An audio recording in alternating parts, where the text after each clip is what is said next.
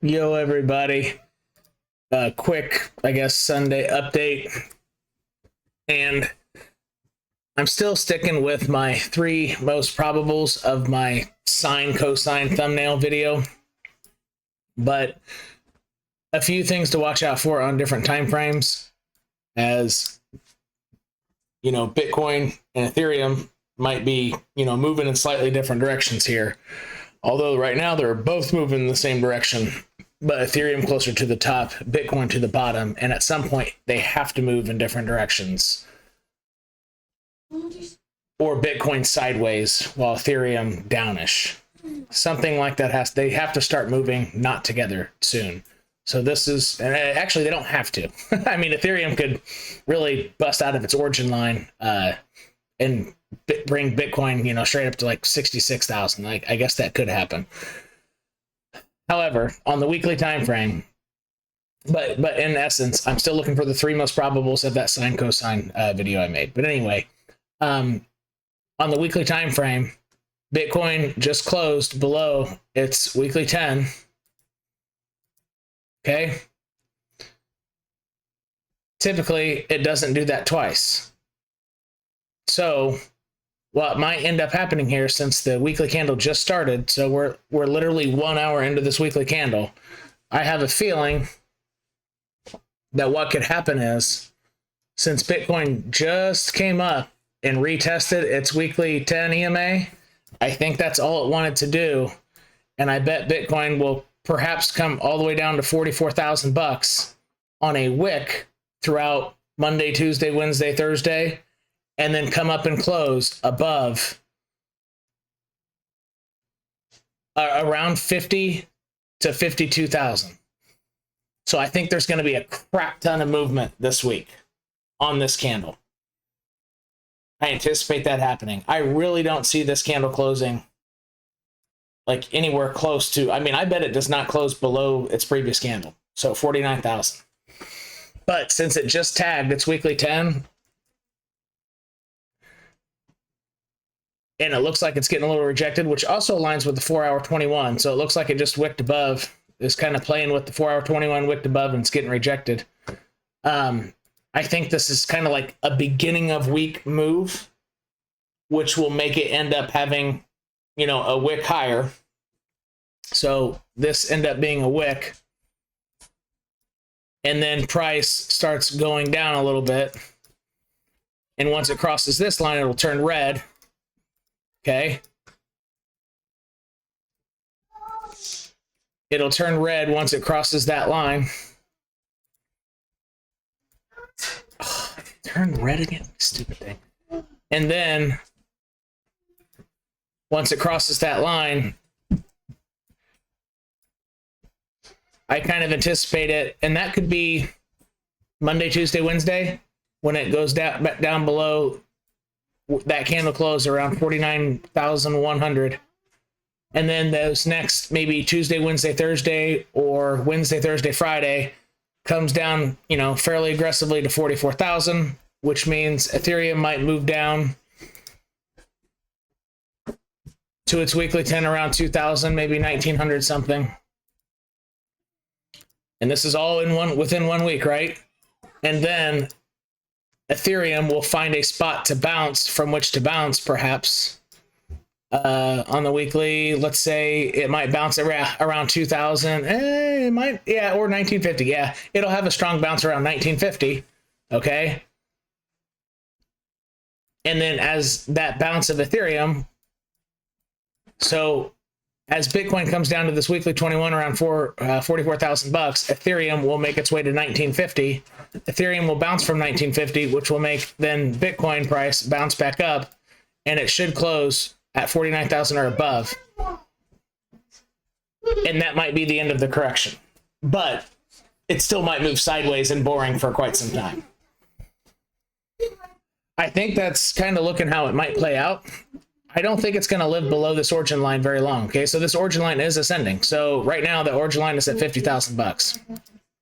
And I don't anticipate Bitcoin living on a weekly close. I don't anticipate it really closing many candles below this weekly 10. So And then another thing that could happen is, hell, this week, I really don't anticipate this week staying strong because Ethereum kind of needs to make its way down. But what if it doesn't? What if Ethereum decides to say, hey, you know, because these weekly candles, like in and of itself, look really good. So maybe it'll do the common play of coming exactly up to there and then turning around, and once across the line turns red and it makes its way all the way to 1950. So that the wicks are at the exact same spot, but one is a green wick, one is a red wick on the weekly, and that actually happens a ton. You'll see so many weeks where they align perfectly or almost perfectly at the top of something. Kind of how like this one aligns almost perfectly with that one. This one didn't have a wick, but the candle body, you know, actually this is not an example. The candle bodies have to align, I guess, by definition, but let's see here. Not there were a lot, or it goes higher. Actually, sometimes it goes higher. And then here's a case. This could be a fractal here, where this candle week actually only goes about, you know, maybe a little less than halfway up the previous wick. Could do something like that. So maybe it's. Oh, here's an example of the wick comes up exactly. So I guess it's actually not as common as what I was thinking. I thought it happened a lot more. Maybe I'm thinking of Bitcoin. So Ethereum does not behave that way. So again, they're different animals, right? Maybe different types of snakes. Different snakes move differently. So maybe watch out for something like this happening. Even though the candle closings are looking way differently because this candle is above the other one. Shit, Ethereum actually might want to make its way up here to give that origin line one more push. And shit, it could break out. That might have been it, guys. I guess that's like maybe my second most probable. Ethereum might be done going down. I don't think that's the most probable. I think the most probable is this ends up being a fractal of that what I just circled. This wick comes up about halfway of this wick, and then it turns back south, and once it crosses here, it turns red.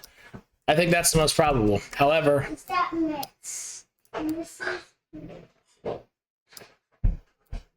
yeah, and I definitely think that's more probable because I don't anticipate Ethereum breaking out of this origin line this far away from the 10.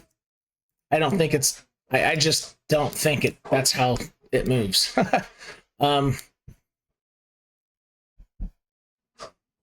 Although it sure as hell did here, so it just kind of whizzed past that one.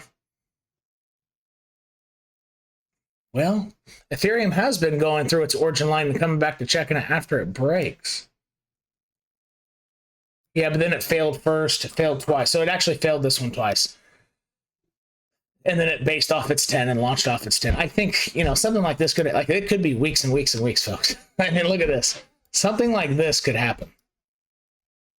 Where Ethereum is like kind of doing something like maybe this now. Or this now. And then it comes off, bases off its 10, and then launches. That's how most coins move, although Ethereum looks like it moves a little bit differently. So see how it was super far away from its 10 here, came up and it failed. Super far away from its 10. I mean, look, super far away from its 10. I mean, it couldn't break out. It had to come back down, use its 10, get its 10 higher. Because, I mean, the difference between the 10 here, look, the 10 was this far. Like, it just needed a base off of it. That's how a lot of coins move off the weekly 10. Let's see here. I'm kind of doing this on the fly because I'm seeing something a little different that's actually a little bit more bullish than what I was thinking. But at the same rate, I think this is going to turn into a wick. And I think Ethereum really needs this weekly 10 to be up a little higher before it can break out. I just don't see it happening. Let me look at what the daily's doing.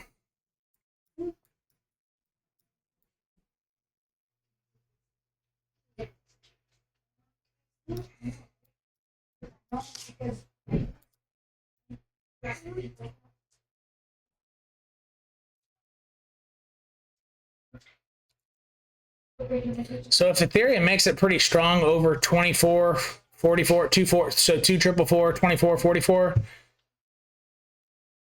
I really don't see it just wicking up to 2464. I don't think it's going to play this. I think if it even just wick like goes above, you know, let's just call it 24,500. If it does that, I bet it comes up and hits this line like back at 2,600 or wicks through it at 2642. I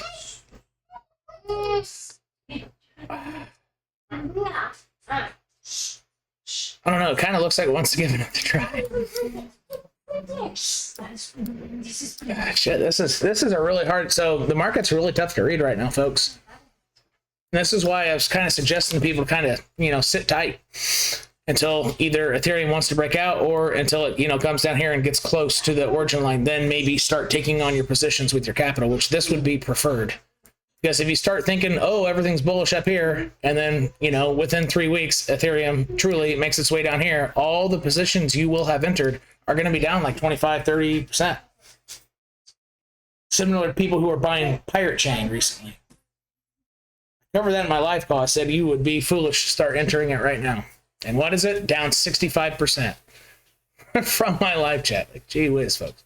Or no, from the live chat point, it already come down a tiny bit, but yeah, like 55%. And I bet it corrects like 80%. I bet it gets an 80%, maybe 72% correction. And then I would expect it to retrace, not as high as an all-time high, and then go farther down. Like that got too hot too fast, folks. It's just Zcash with it being tied to 2 other chains, to Komodo and Bitcoin, with the delayed proof of work so that a 51 attack is impossible. But Monero's never had a successful 51 attack, so that should not be able to make it worth like a million things. And then their game plan to have point of sale and stuff, that is a plan that has not happened. So therefore, people bought the rumor. It could be 5 years out. Like, you shouldn't be buying a coin that's gone up 40,000% in 6 days. People got to think about this. Gee whiz. And let's say, you know, it does go up to $7 first. It doesn't matter. Over time, if you enter trades like that, over time, you're going to wipe out your whole account. So why would you do it even once? It's a bad bet. It's a horrible bet. From a number standpoint, you can't get sucked into people's news and stuff and what YouTubers are saying. You can't do it. You have to play number sense. It doesn't make number sense, period. You should stay, like, I personally, if I see something go up 40,000% in 6 days, I stay the frick away from it. Like, I'm honestly surprised people who follow my channel even suggested that I buy it before it's too late, even though it just screamed up the 2 billion cap. What's Monero's cap, folks? Take, like, geez. Monero very likely will remain the big dog. Like, but it's possible that it's not. But even so, it's a bad bet. Like, it's not a, like, why would you bet on that? All right, anyway, so that, yeah, that's my rate. I still stick with the same overall concepts of my sine cosine video, the 3 most probables. But in the very meantime, on the weekly scale, it kind of does look like Ethereum wants to make one more wick above here. But it might not. It might just wick halfway up, just like this fractal here. So really the level to look for on Ethereum is 2450. If it gets even like above that, not even closing candles, it's probably going to go above the origin line. Something like this. I'm kind of anticipating this to happen. Because Ethereum got real hot. Busted through a line here. Actually, yeah, it busted through a line with no correction, which is what it just did. And then went sideways for 200 days. And then allowed its weekly 10 to catch up and then lift it off of it. Yeah, I'm kind of expecting this to happen here. Because I don't see it behaving with too many double wicks at the same level. This wasn't not an impressive wick. This was a strong close. Yeah, it is by far most probable because I mean, the Japanese trading this, they're going to see how this this candle, I mean, I don't know if this is technically a doji, but it's pretty close. That's bearish. Like, that's not, like, when you do this at a major, like if you make an all-time high and close like that with this long, I mean, long candles on both sides, the chance of the next week being red is extremely high.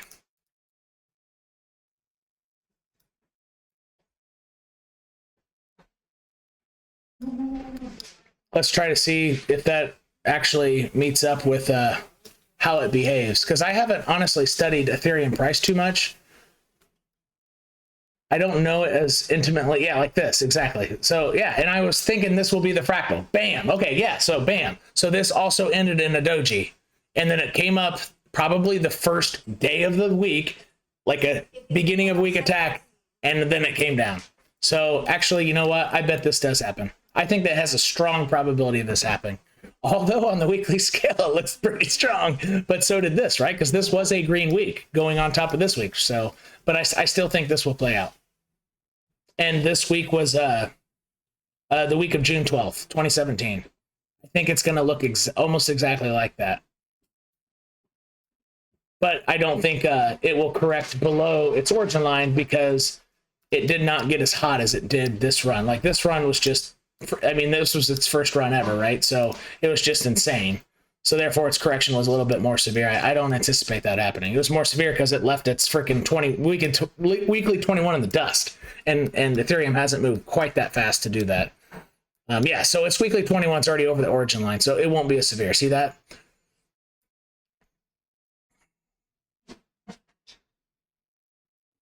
Yeah, I think that's by far the most probable of the week of June 12th, 2017. Like the candles printing almost identically. So I did just take on an Ethereum short on light leverage after longing Bitcoin and doing pretty well on that, because I saw a bullish divergence on Bitcoin, 3 strikes. So look, I actually closed out an Ethereum short at profit, said, okay, where should I enter some, you know, I'm going to set limit sells even higher, around 24.90 or something, or 23.90. But then I saw this on Bitcoin. I saw one low, one strike. Second low, lower low, but a higher low here.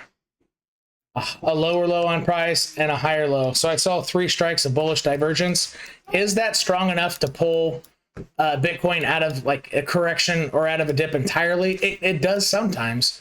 I don't think it will be in this case, because it looks like it just got rejected from the 4-hour 21, which is a very, very common play, right? It's extremely, I mean, look how often this happens. I honestly thought it was going to charge up to its daily 10 and get rejected, but it doesn't look like it. So so in dips, when it's strong dips, see how it just, the 4-hour 21 likes to suck price up to it and then get rejected from it. It happens all the time. So see how it happened in this like little tiny dip here, price going down, it got sucked up into it and then came down, wick through it. It happens every single time. So watch, like strong dip down, then price wicks through the 4-hour 21, strong dip down, price actually went way above it and then came back down. It plays that a lot. Sometimes it plays the 10, and which I thought it was going to do, but since it got rejected so strongly, I thought, yeah, it actually needs to power up. So I thought, so once I saw it got rejected, I closed my long at a pretty decent profit, because I caught her like right around here, and I thought it was going to wick past here. So I really thought it would come up to 53 something and kind of play this line, which is more obvious on the 4-hour chart. So I thought it was going to come at this line right here. See all this? I thought it was going to go play with this, but it doesn't look like it will. I think Bitcoin needs to hang out down a little lower for a little while before it tests the 10 on the daily. So when I saw that rejection on the 4-hour Bitcoin, I said, yeah, Ethereum is probably at a spot where taking on a short might be a good idea. And it kind of is. So I took on a short right at like 24. I didn't get that one. It was just above this line. So it was like at 24.30, 24.28, something like that. And then I'm going to put my stops stratified, you know. So 1/10, I'll get out of 1/10 of my trade here, 1/10 here, 1/10 here, so on and so forth. And actually they would be more tightly packed than that, but TradingView won't let me. But I will tier them up so that exchanges can't just go up and stop me out before it actually goes down, which they love to do. So that's why I tier my shorts, or tier my stops, just like I tier my limit sells when I'm trying to sell stuff, and I tier my limit buys when I'm trying to buy stuff. I just stratify everything. straddle or stratify, kind of the same thing. But if it's around one line, then it's so this is a straddle. So if I were trying to long something like Ethereum on a bounce, this is exactly how I'd do it. Right? So I think Ethereum will bounce pretty hard from this before making its way further. So I will probably take on a long on Ethereum while closing the short, if the short works out, and I will long it like so. So like 10% of my money, I'll long it here, you know, or actually maybe more like 5%, 7%, 9%, 15%, 20%, 20%, 15, you know, 10, something like that. Do a middle heavy distribution. And then I will do this exact same thing, but in my stops just a little lower. So this is a double straddle. Although the market buys are straddled around this line specifically, but the buys and the stops I will put below it is my double straddle system. So I do have in my description section what straddling means. You take that same concept and just do it back to back with your stops after you put in your buy or get your buy orders initiated. So this is actually my plan, because I think Ethereum will come down here fairly aggressively whenever it happens, and then bounce at least up to yeah, probably about up to here. So it'll probably bounce back up to 21, 22. And that's not much price action. Might actually bounce up to there, something like that. Actually to this line. I'm gonna have this line here for a freaking reason, yeah. So it'll probably bounce up to here. So how much price action would that be? 10% on 5, yeah, 50%, yeah, a little leverage. That'd be enough of a trade. So that's kind of what I'm looking out for. So this market is going to confuse a lot of people, because I believe Bitcoin